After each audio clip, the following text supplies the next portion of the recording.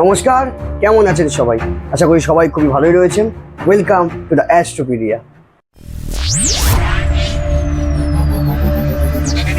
আজ বুঝতেই পারছেন, একটা গুরুগম্ভীর, ভয়ঙ্কর অথচ একটা কৌতূহলী টপিক নিয়ে কিন্তু আমরা আলোচনা করতে চলেছি, যার নাম কলিতে কালসর্প। আচ্ছা আমি এই কালসর্প জিনিসটি আসলে কি? কালসর্প কিছুই না, বেসিক্যালি হচ্ছে একটা সাপের খেলা। আচ্ছা, মানে যাকে আমরা জ্যোতিষে একটা দেখবি, এটা রাহু আর কেতুর গল্প এখানে অ্যাকচুয়ালি। হ্যাঁ, আমরা রাহু কেতুর ছবি তো বারবার দেখেছি, আমরা দেখি, আমরা বিভিন্ন আমাদের এপিসোডও আপলোড করি বিভিন্ন হ্যাঁ। ছবিগুলো, যেখানে একটা সাপের মাথাকে তুলনা করা হচ্ছে রাহুর সাথে আচ্ছা, এবং লেজের দিকটা দেখা যাচ্ছে কেতুদেবের সাথে। হুম, তাহলে রাহু কেতু মিলে হচ্ছে একটা সাপ। হুম, যে সাপ কি করে, কালসর্প কিছুই না, আমরা সেই লুডো খেলি না, হ্যাঁ, হ্যাঁ, একদম, তো সেই লুডো খেলার যে সাপ সিঁড়ি খেলা, হ্যাঁ, হ্যাঁ, আমরা একটা মারলাম কিছু, হ্যাঁ, ফুট পড়লো, কোনো হ্যাঁ। ছক্কা পড়লো, সেটা উপরে গেল, হ্যাঁ, গিয়ে সাপের মুখে গেল, আবার সাপের গা দিয়ে চলে একদম, এলো। একদম, হ্যাঁ, কালসর্প হচ্ছে এটাই, অর্থাৎ সাকসেসের সামনে গিয়ে পিছনে আবার গিয়ারটাকে ব্যাক করে দেয়, এটা হচ্ছে কালসর্প। মানে সাপটা, রাহু কেতু নামে যে সাপটা রয়েছে, জীবন এটাই করে থাকে। তাহলে বেসিক্যালি জিনিসটা কি, রাহু হচ্ছে মাথা আর কেতু হচ্ছে তার লেজ। বাকি যে, তাহলে রাহু কেতু দুটো গ্রহ হয়ে গেল, হ্যাঁ, হ্যাঁ, মাথা আর লেজ। হুম, মাঝখানে, এদের মাঝখানে যখন বাকি 7খানা গ্রহ চলে আসে, বা একটা পাশে যখন এদের 7খানা গ্রহ চলে আসে, তখন যে অবস্থার সৃষ্টি হয়, তখন সেটা কালসর্প বলে পরিচিত। আচ্ছা, মানে এইটা হচ্ছে পুরোটাই একটা রাহু কেতুর খেলা। যদিও পরাশরে হুম, বা হোরা শাস্ত্রে কিন্তু কালসর্পের অ্যাজ সাচ কোনো উল্লেখ নেই, আচ্ছা, বাট অষ্টাদশ শতাব্দীর পরবর্তীকালে বিভিন্ন রকম জার্নালসে হুম, বা লেখালেখিতে তখনকার পণ্ডিত ব্যক্তিরা কিন্তু এটার ব্যবহার প্রচলন করেছে, আচ্ছা, যা অধুনা এখন বর্তমানে তো একদম একটা হট কেক টপিক। হ্যাঁ, হ্যাঁ, হ্যাঁ, একদম, মানে জ্যোতিষীর কাছে কালসর্প হচ্ছে টাকা কামানোর সব থেকে বেস্ট জায়গা। একদমই তাই। ভয় দেখাও, আপনারা ভয় পাবেন, আমরা ভয় দেখাবো, আর প্রচুর প্রচুর টাকা ইনকাম করবো। এটা হচ্ছে কালসর্প। কিন্তু অ্যাকচুয়ালিতে কালসর্পকে এটা অ্যাকচুয়ালি ব্যাপারটা নয়, এর মধ্যে অনেক তথ্য কথা রয়েছে, অনেক প্র্যাকটিক্যাল বাস্তবায়ন তো করতে হবে বুঝতে গেলে জিনিসটাকে। আচ্ছা আমি হুম। তাহলে তুমি যদি একটু আজকে হাতে কলমে একটু সবাইকে শিখিয়ে দিতে, হয়তো এখন অব্দি অনেককে ভয় দেখানোর চেষ্টা ঠিক, করা ঠিক, হচ্ছে, ঠিক। বা ভবিষ্যতে হয়তো ভয় পেতে পারে এমন কেউ যদি করে থাকে, তো তারা যাতে উপকৃত হতে পারে এখান থেকে, যদি একটু কিছু শিখিয়ে দাও। না, নিশ্চয়ই ভয় তো কাটাতেই হবে, জীবনে ভয় পেয়ে কোনো কিছু এগোনো যায় না। ভয়, যে জিনিসটা ভয়, তাকে নিয়ে লড়াই করলে বরং ভয়টা কেটে যায়। একদমই তাই। অ্যাকচুয়ালি সবার জীবনে না একই ধরনের কালসর্প হয় না, এটা আপনাদেরকে বুঝতে হবে। আচ্ছা, কালসর্পের বিভিন্ন রকম ক্লাসিফিকেশনস রয়েছে। 12খানা কালসর্প হয়, মানে আচ্ছা। একটা দুটো নয়, কিন্তু 12টা, 12 রকমের কালসর্প একদম দোষ। 1 ডজন। আচ্ছা, সেখানে কিন্তু কালসর্প মানে তার এক এক ধরনের ক্যারেক্টারিস্টিক্স। আচ্ছা, সেটা অবশ্যই। তো এইটা, মানে এইটাই হচ্ছে মেইন জিনিস, যে 12 রকম। মানে এবার ধর তোর জীবন একরকম হতে পারে, হ্যাঁ, আমার এক, উনি দেখছেন ওনার একরকম, ওনার একরকম, একদমই। সবারই কালসর্প, আচ্ছা, কিন্তু আলাদা, এক নয়। সবারই এক নয়, কখনো এক হতে পারে না, 12 রকমের টোটাল কালসর্প দোষ হয়ে থাকে। আচ্ছা যদি কথা বলি, প্রথম কালসর্প দোষ কি হতে পারে? প্রথমটা হচ্ছে অনন্ত কালসর্প দোষ। মানে কালসর্প ডিসাইড করা হচ্ছে রাহু এবং কেতুর অবস্থান অনুযায়ী। রাহু যখন আপনার ফার্স্ট হাউসে বসে রয়েছে আর কেতু যখন বসে রয়েছে 7th হাউসে, তখন তৈরি হচ্ছে অনন্ত কালসর্প দোষ।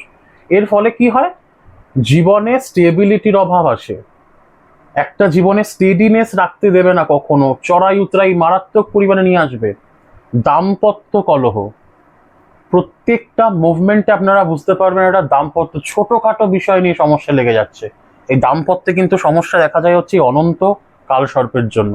আত্মবিশ্বাস, আমাদের যে আত্মবিশ্বাস থাকে, সেই আত্মবিশ্বাসে ঘাটতি চলে আসে, যার ফলে কি হয় জিনিসটা, মানে আপনি এটা ভাবছেন কিছু, আপনার মধ্যে সেই প্রত্যয় রয়েছে, কিন্তু আলটিমেটলি দেখছেন কোথাও গিয়ে ওই একটুখানি মোটিভেশন ল্যাক হচ্ছে, শেষে গিয়েও ডুবে যাচ্ছে। ওই আত্মবিশ্বাসের সমস্যাটা কিন্তু এখানে ভীষণ পরিমাণে আছে। অর্থাৎ এটা কিন্তু অনন্ত কালসর্পের ক্ষেত্রে খুব গুরুত্বপূর্ণ। অন্তত কয়েকটা জিনিস তো দেখা যায়, যাদের আছে তারা একটু মিলিয়ে নিন এবং আমাদের জানান কতটা মিল আপনার সাথে। ও বলছিল হাতে কলমে শেখানোর কথা, তো প্র্যাকটিক্যালি, তাহলে তো সব থেকে বেস্ট হয় যদি আপনারা নিজেদের কুশিটা নিজের একটু নিয়ে বসেন, একদমই। এবং যেভাবে বলছি যে রাহু কেতু কোথায় বসে রয়েছে, কি পজিশন, কোন হাউসে, নিজের একটু মেলান, তাহলে আপনারা বুঝতে পারবেন যে আপনাদের কোন ধরনের কালসর্প। আর যদি বুঝতে না পারেন তাহলে তো আমরা রইলামই, আমাদের সাথে কন্ট্যাক্ট করতে পারেন নির্দ্বিধায়, আমরা বাকিটা নিজেরা বুঝে নেবো আপনার সাথে। আর যাদের কুষ্টি নেই বা হরোস্কোপ নেই বা যারা বুঝতে পারছেন না, তাদের জন্য তো অ্যাস্ট্রোপিডিয়া রইলই, আমাদের সাথে কন্ট্যাক্ট করতে পারেন, আমরা কিন্তু নির্দ্বিধায় আপনাকে আপনার জিনিসটা বুঝিয়ে দিতে পারি। একদমই তাই। আচ্ছা আবির, তুমি তো বললে অনন্ত কালসর্প দোষ, নাম তো অনন্ত কালসর্প বোঝা আছে, তাহলে কি এটা অনন্ত কাল অব্দি চলে নাকি কোনো একটা লিমিটেড টাইম পিরিয়ড অব্দি চলে এটা? না না, ডেফিনেটলি একটা টাইম পিরিয়ড তো থাকে, বাট অনন্তকালে তো ডেফিনেটলি নয়। আচ্ছা, মানে ওর ভাবে ওরই জাস্টিফিকেশনটা কোনো দেওয়া যায় না যে অনন্ত বলে অনন্তকাল চলবে। আচ্ছা আচ্ছা আচ্ছা, এইটা ভাবারটা ঠিক নয়। আচ্ছা যদি তাহলে ফিরে আসি এবারে, দ্বিতীয় কালসর্প দোষ কি হতে পারে? এটা হচ্ছে কুলিক, সেকেন্ড হচ্ছে কুলিক কালসর্প দোষ। এখানে রাহু বসে রয়েছে সেকেন্ড হাউসে আপনার, আর কেতু বসে রয়েছে অষ্টম বা 8th হাউসে। প্রথম যেটা কাজ ঘটাবে সেটা হচ্ছে পারিবারিক অশান্তি। ছোট ছোট বিষয় কিন্তু পারিবারিক অশান্তি আপনার দেখা যাবে। এবং একটা জিনিস ঘটবেই, আপনার পরিবারে আপনি যদি কালসর্পের জাতক জাতিকা হয়ে থাকেন, মানে এই কুলিক কালসর্পের এই যোগের বা এই দোষের যাই ঘরে থাকুন আপনি, যদি আপনি এই জাতক জাতিকা হয়ে থাকেন, আপনার পরিবারে এমন একজন থাকবেই যে আপনার সাথে সবসময় লেগে থাকবে, কোনো না কোনো কারণে আপনার পিছনে লাগবে, আপনাকে ডিস্টার্ব করার চেষ্টা করবে, জিনিসটা ঘটবে আপনার সাথে, এবং মানে এর আবার দেখতে পারবে না। সুতরাং এই জিনিসটা কিন্তু আপনাকে ফেস করতেই হবে জীবনে। দ্বিতীয়ত হচ্ছে ফিনান্সিয়াল প্রবলেম, আর্থিক সমস্যা কিন্তু আপনার প্রথম মানে লাইফের ইনিশিয়াল ফেজগুলোতে কিন্তু আর্থিক সমস্যা আপনাকে দেখা দেবে। কিন্তু হ্যাঁ, এর থেকে উদ্ধারও কিন্তু তত তাড়াতাড়ি সম্ভব। আপনার জীবনে 24 বছর 25 বছর পর, মানে এই বয়সের পর থেকে আপনার কিন্তু প্রোগ্রেসটা খুব ভালোই ক্ষেত্রে। আরেকটা জিনিস, কথা বলা নিয়ে সমস্যা, অর্থাৎ এমন কোনো কটু কথা বা অ্যাপ্রোচটা এমন অ্যাঙ্গেলের হয়ে যেতে পারে যার ফলস্বরূপ লোকে না প্রিটেন্ড ভুল করতে পারে। আচ্ছা, এদের প্রিটেন্ডেশনটা ভুল হয়, একদম যে আচ্ছা কি বলছে মানে ঠিক মতো বুঝিয়ে বলার ক্ষেত্রে অনেক সময় প্রবলেম দেখা যেতে পারে। Lack of communication type of, একদম 100% যে ল্যাক অফ কমিউনিকেশন ঘটে, কারণ সেকেন্ড হাউসে রাহু বসে রয়েছে। সেকেন্ড হাউসে রাহু বসলে কি হয় না, এরা অনেক সময় হয় একটু গালিগালাজ বেশি দিয়ে ফেলে। আচ্ছা, ব্যাপারটা হচ্ছে এটা সেকেন্ডে। আচ্ছা যদি তাহলে কথা বলি 3 নম্বর কালসর্প দোষের কি নাম হতে পারে? 3 নম্বর কালসর্প দোষের নাম হচ্ছে বাসুকি। বাসুকি কালসর্প দোষ। এখানে রাহু বসে 3rd হাউসে এবং কেতু বসে আছে 9ম ঘরে বা 9th হাউসে। প্রথম সমস্যা আসবে হচ্ছে কাজিনস, ভাই বোনেদের মধ্যে রিলেশনশিপের প্রবলেম, জমি বাড়ি নিয়ে সমস্যা, তারপরে টাকা পয়সা নিয়ে সমস্যা, এর ওটা বেশি হয়েছে আমার এটা কম হয়েছে ভাগে, এটা নিয়ে সমস্যা। এই টানাপোড়েন সম্পর্কে থেকেই থাকবে।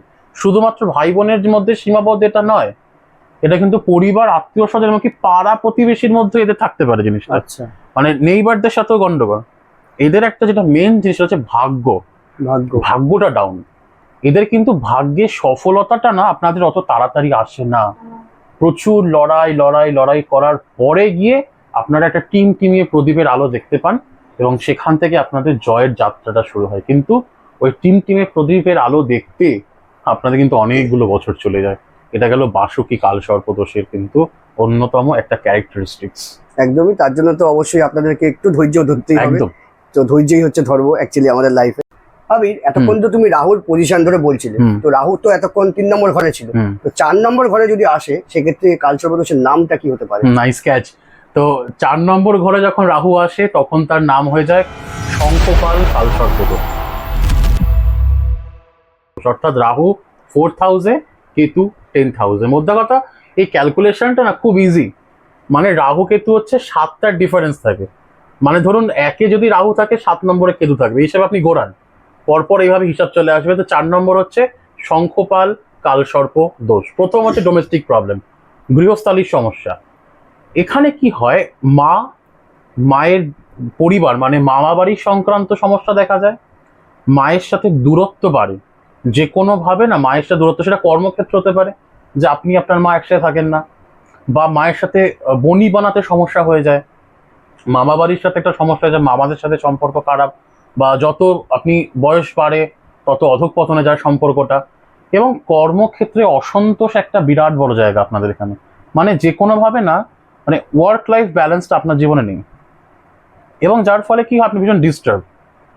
কি করবেন, কিভাবে নিজের জন্য মি টাইম স্পেন্ড করবেন, সেটাই মানে আপনি কিন্তু খুঁজে পেতে ভীষণ অসুবিধা ফেস করেন। যার ফলে আপনি কিন্তু ভীষণ ফ্রাস্ট্রেটেড হয়ে যান এই কারণে।